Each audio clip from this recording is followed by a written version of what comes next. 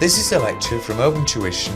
For the free lecture notes that go with this podcast, please visit opentuition.com. Chapter 31 deals with more revision from F5. It looks at margin relevant costing and activity-based costing. First of all, margin and relevant costing. The typical subjects that could be asked here. Find the best use for restricted resources. You've got a restricted amount of material available or labour available. How should it be best used? Which products should we direct it to first? To price special contracts. To make continuation closure decisions, perhaps for a plant or an outlet, or indeed the operations in a whole country. And then make and buy decisions. First of all, we have to know what a relevant cost is. How do we identify relevant costs or separate them from irrelevant ones? Well, the word marginal is important. Marginal revenues and marginal costs. Something is worth doing if the marginal revenue is greater than the marginal cost. In other words, if the revenue caused by doing something is greater than the cost caused by doing something. Generally speaking, there's not much problem with the marginal revenue. You make some units, you sell them at a particular selling price, you have extra revenue. Marginal costs can be a little bit more confusing, and we have to look at additional costs caused by doing something, or you need to look at opportunity costs, costs which were maybe incurred by not doing something, revenue forgone. Remember, the following costs are never relevant. First of all, reapportioned existing fixed costs. So the overall fixed costs are exactly the same, but because now maybe we have divided them over two production lines, it would be in a way irrelevant to burden the new production line with half of those fixed costs. Setting that new production line in the old factory is not causing any more rent.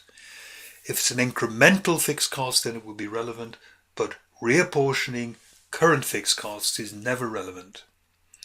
Depreciation is not relevant because it is not a cash flow. What we were looking for to identify relevant costs are future cash flow costs caused by doing or not doing the project. Book costs are historical costs. Essentially they are sunk or past costs. So the net book value of an asset which we're disposing of is irrelevant. That depends both on what we might have spent 5 years ago buying it and what the depreciation has been since. If we can sell the asset, then the cash flow caused by selling the asset is the sale proceeds. That's what's relevant to it. So to get a relevant cost, do the test. Is this affecting the cash flow that would appear on my bank account? Either by causing an outflow, or maybe because we don't sell an item, we don't sell a scrap, by causing the absence of an inflow that would otherwise be there. So it's future costs, it's potential cash flows that we're going to be looking at. Use of scarce resources. This is very similar in approach to what we used when we're looking at capital rationing. So here we have the example, two products, here product A, product B. Material available is 1200 units of 1200 kilograms here. So let's see first of all if there's a rationing problem here, a restricted resource problem here. And I think we can see there is. If we make all of product B, that's 5 kilograms, 200 units, that's 1000 kilograms. If we make all of product A, that's 80 at 10, that's 800. To make everything of all products is going to take 2000 is going to take, I beg your pardon, it's going to take 1800 kilograms, and we only have 1200 kilograms, so we're 600 short. So we have to decide, are we going to preferentially make product A or product B?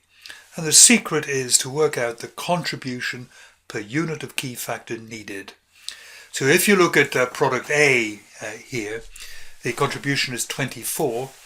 It uses 10 kilograms, so each kilogram we give to product A is earning 2.4. Product B, 15 contribution, uses 5.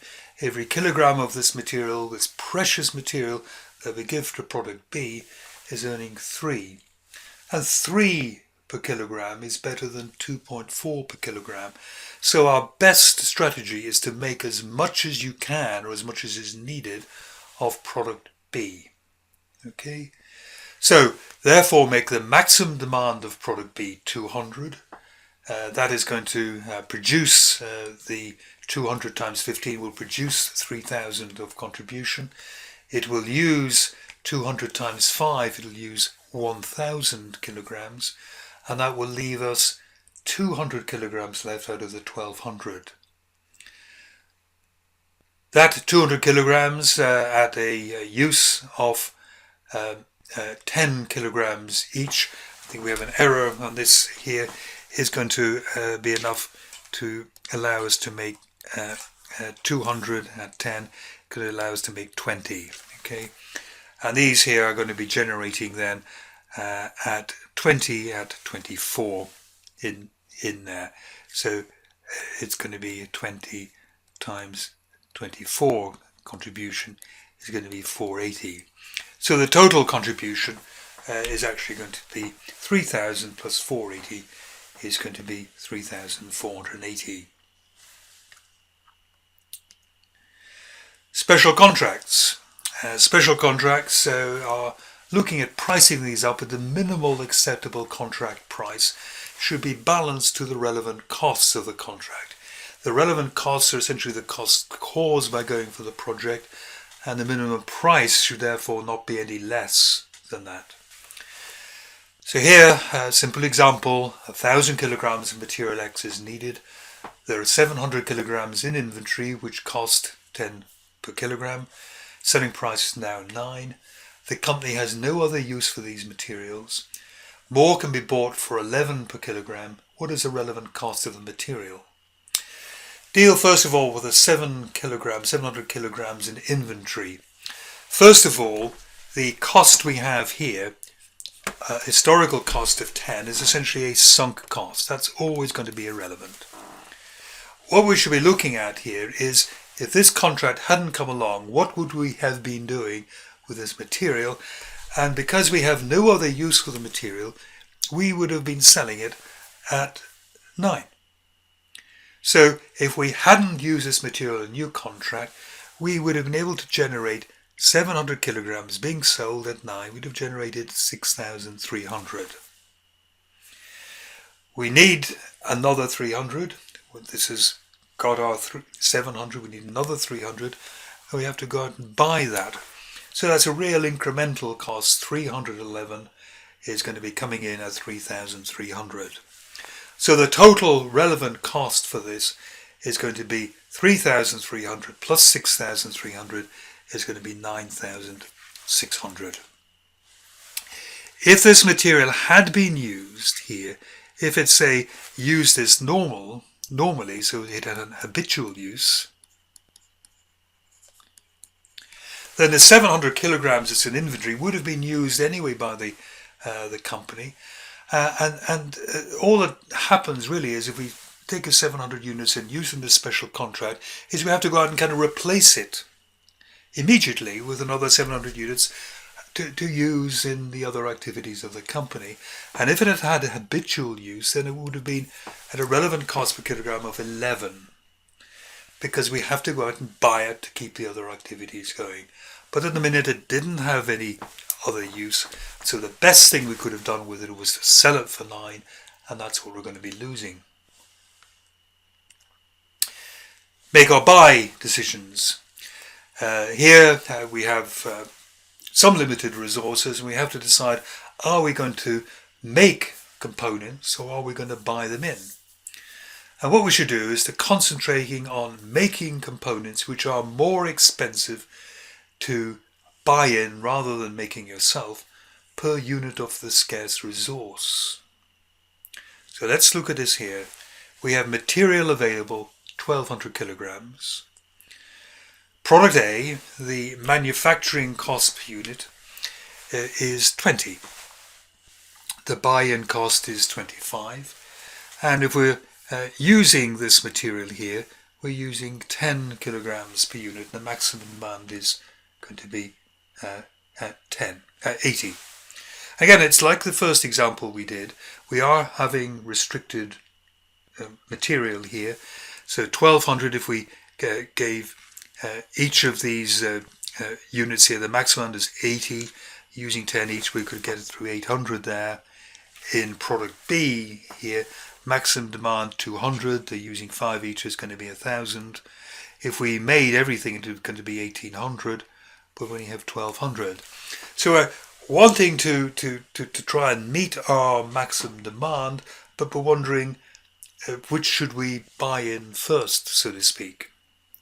So if we look at product A, if we were to buy it in, it would cost 25. If we make it ourselves, it costs 20. The extra buy-in cost is 5. Product B, if we make it ourselves, it's going to cost us 25, but the buy-in cost is 35. So these are the extra costs, if you like, from buying in, or turn it around saying this is the savings made by making rather than buying. But what we need to work out is the saving per precious kilogram. Okay, so for every saving we make by making A rather than buying it in, we save 5, and we save 10 kilograms of material because it takes 10 kilograms.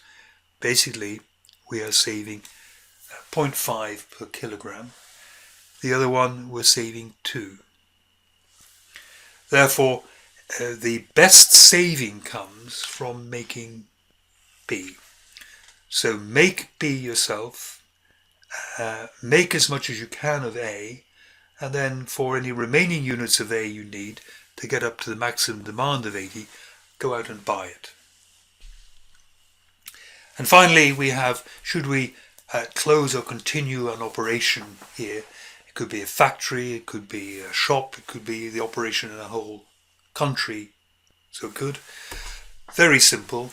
You want to compare the revenue lost with the cost saved. Okay, so it's worth closing if the cost savings are greater than the revenue which has been lost. It's worth continuing if the cost saves are less than the revenue lost. A very simple decision. Is this closure paying for itself? Are the costs saved greater than the revenue lost? And finally, in this chapter, we look at activity-based costing. So here I've written up the example which is in your notes. We have two products, A and B. Sales volume, 10,000 and 2,000. The marginal costs, 20 and 50.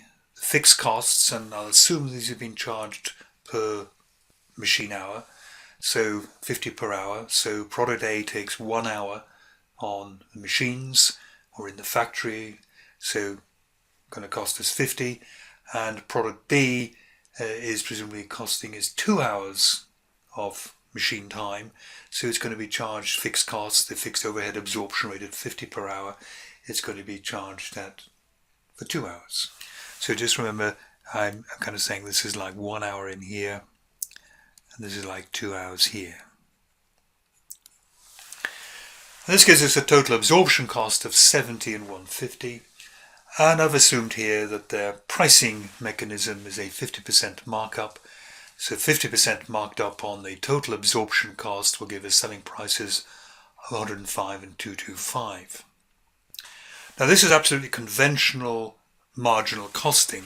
This is absolutely conventional costing. In particular, where the fixed costs have all been lumped together and all absorbed on the basis of machine time or manual labor time, whatever the fixed overhead absorption rate. There is only one rate. What activity-based costing does is to say, well, is it really fair to lump all costs together and say that they are all generated or should be charged back to products simply on the basis, say, of machine time? And what activity-based costing wants to get to, it wants to get to what's called a cost driver. What activities drive the cost? I actually prefer to use the word cost causer. what activities cause these costs to be incurred. What we've done for this example is to say, well, we've just identified one specific cost causer, and that is setups, that we have to stop the production line every now and again and to rejig the settings and set up the machinery again so they can make another batch of product A or product B or whatever. So I've said that they have got here what's basically a cost pool. I've said that 30% of total fixed costs are for setups. I would assume that the other 70% can still be assigned to products on the basis of machine time. But for the 30% fixed costs relating to setups, we want to assign them to do with how you benefit from a setup. So we need to find out what are these costs are, and then to begin to kind of put them into the products, if you like. So what are the total budgeted fixed costs? So the total budgeted fixed costs that we have, we're going to be making, we think, 10,000 of product A, and it's got 50 each. That'll be 500,000. And for product B, we're budgeting 2,000. It's got 100. So we're going to have in there presumably 200,000.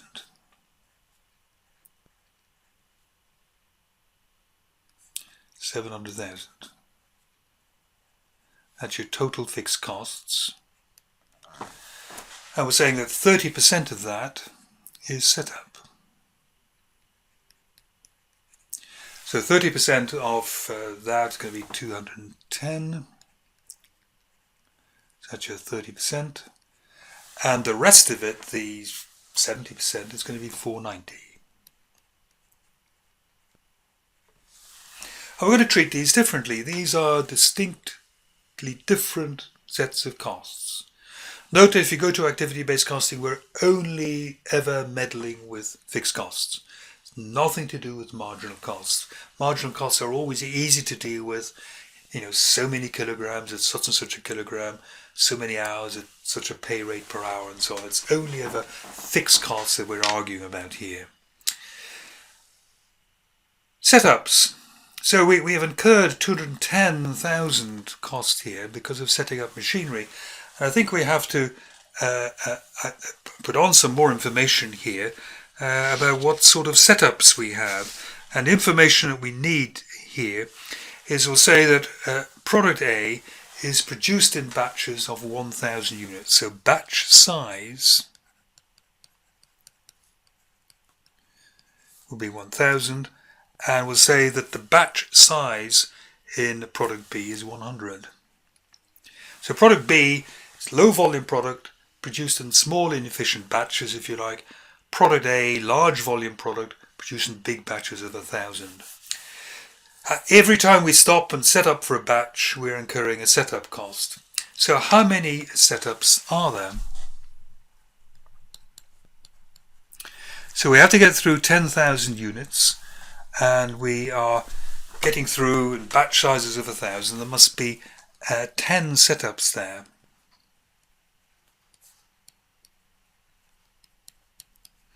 The other one, we're getting through 2,000 units, and we're setting up in terms of 100 there.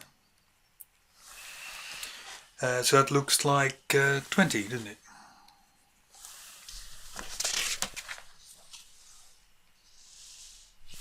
So the total number of setups is 30. So we've got 30 setups, and they cause this 210. So 210 divided by 30 must be the cost per setup. It's coming out at 7,000.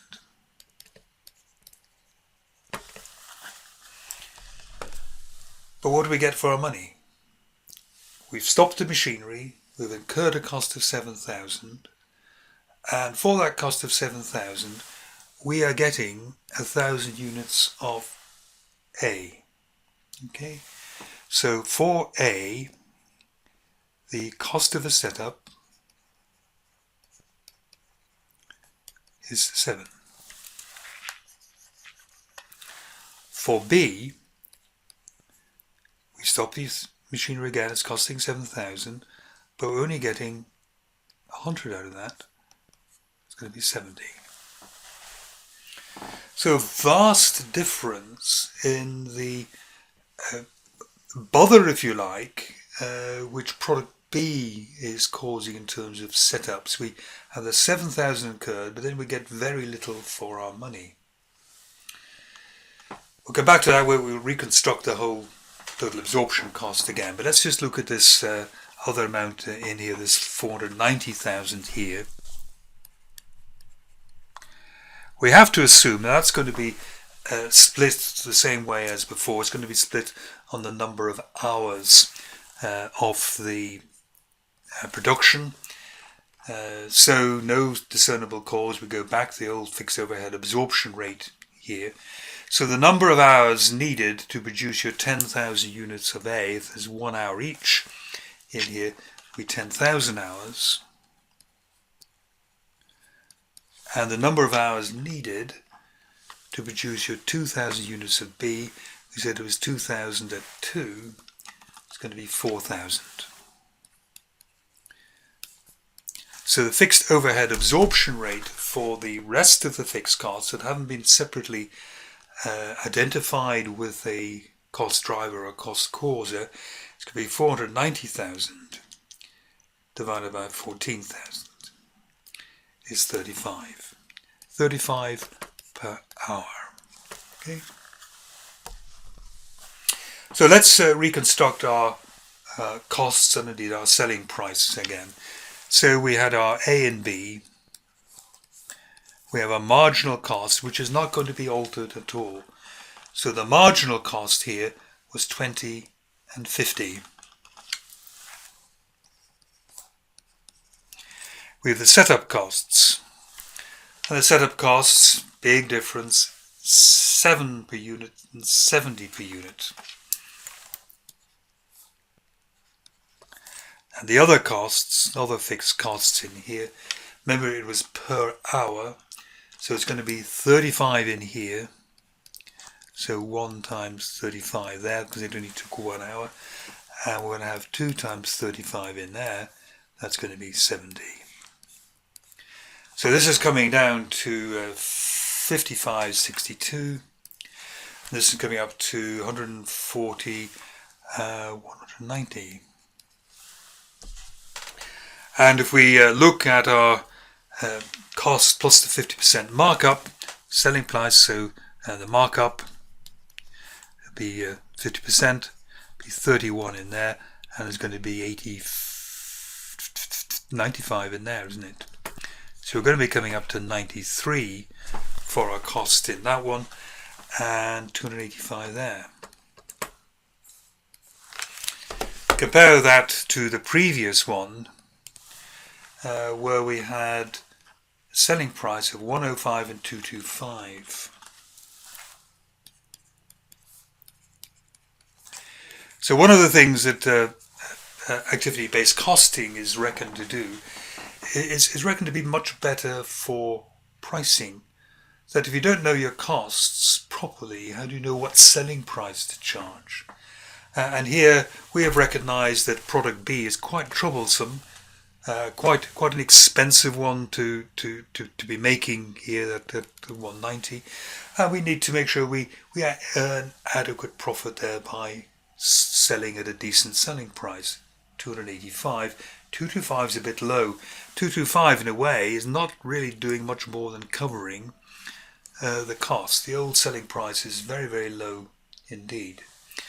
Similarly, we'll be able to lower the selling price of A. Maybe we had overpriced it. It's all very well saying put a high selling price on, but if nobody wants to buy it at that price, you're not much better.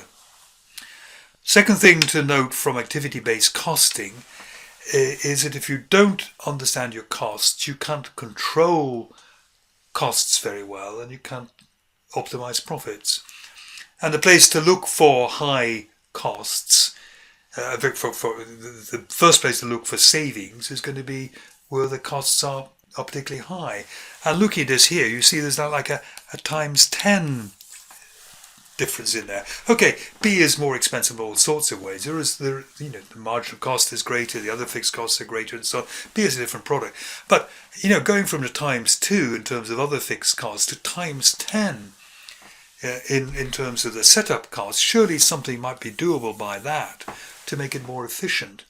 And if we were, instead of maybe making small batches of 100, is there any reason we couldn't make batches of 200? And if you made batches of 200, you would very substantially reduce that cost, winning huge efficiencies, maybe in a very, very easy way.